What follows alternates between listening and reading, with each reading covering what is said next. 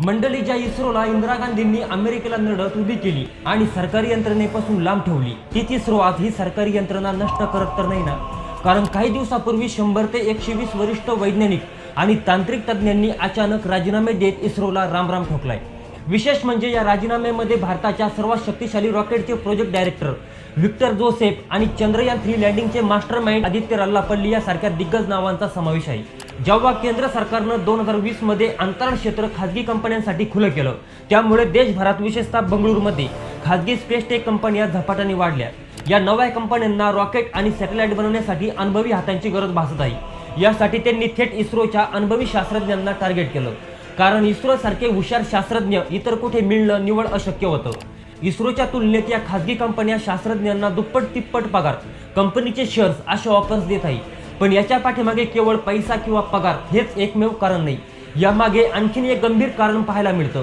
इस्रोमध्ये काम करणाऱ्या अनेक शास्त्रज्ञांना एखाद्या महत्त्वाच्या संशोधनासाठी किंवा प्रयोगासाठी जर एखादे छोटे उपकरण जरी खरेदी करायचं असेल, तरी सरकारी बजेटच्या मंजुरीसाठी महिनोमहिने वाट पाहावी लागते।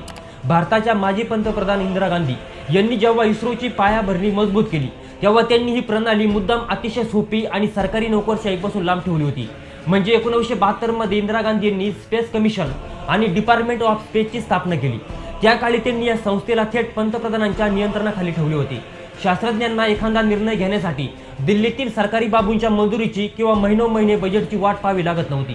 स्पेस कमिशनमध्ये शास्त्रज्ञ स्वतःच निर्णय घेत असत आणि थेट पंतप्रधानांशी संवाद साधत असत। जशी इस्रो मोठी झाली तसा तिचा बजेटचा आकार हजारो कोटीवर गेला, तशी ही सिस्टीम बदलत गेली।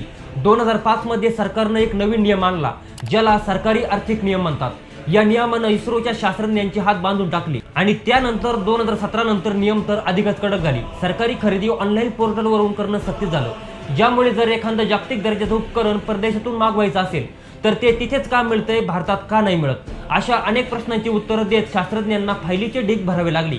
आणि याच कंटाळवाण्या सिस्टीममुळे वैतागून शास्त्रज्ञ शेवटी राजीनामा देऊन बाहेर पडले। थोडक्यात काय तर, ज्या नोकरशाहीला इंदिरा गांधींनी इस्रोच्या दाराबाहेर ठेवली होती, त्यांच्या निधनानंतर त्याच नोकरशाहीने मागच्या दारानं इस्रोच्या प्रयोगशाळेत प्रवेश केला।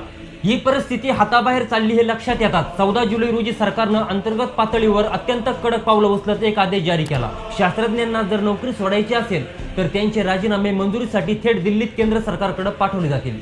तर तुम्हाला काय वाटतं, खासगीकरणामुळे इस्रोतील शास्त्रज्ञ असेच राजीनामे देत राहिले तर इस्रो संपेल का? तुमचं मत कमेंट बॉक्समध्ये नक्की सांगा आणि हा व्हिडिओ नक्की शेअर करत आपल्या वेद.com ला सबस्क्राईब करायला विसरू नका।